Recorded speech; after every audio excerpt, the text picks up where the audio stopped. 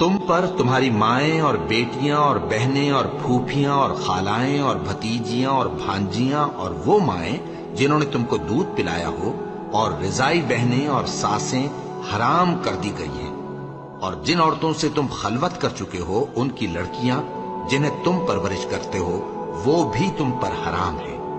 ہاں، اگر ان کے ساتھ تم نے خلوت نہ کی ہو تو ان کی لڑکیوں کے ساتھ نکاح کر لینے میں تم پر کچھ گناہ نہیں، اور تمہارے صلبی بیٹوں کی عورتیں بھی اور دو بہنوں کا اکٹھا کرنا بھی حرام ہے، مگر جو ہو چکا سو ہو چکا، بے شک اللہ بخشنے والا ہے، بڑا مہربان ہے۔ اور شوہر والی عورتیں بھی تم پر حرام ہیں مگر وہ جو قید ہو کر باندیوں کے طور پر تمہارے قبضے میں آ جائیں۔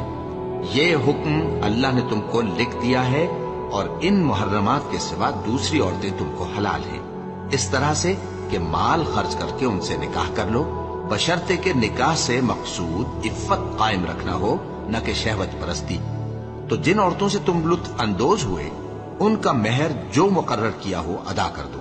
اور اگر مقرر کرنے کے بعد آپس کی رضامندی سے مہر میں کمی بیشی کر لو تو تم پر کچھ گناہ نہیں، بے شک اللہ سب کچھ جاننے والا ہے، حکمت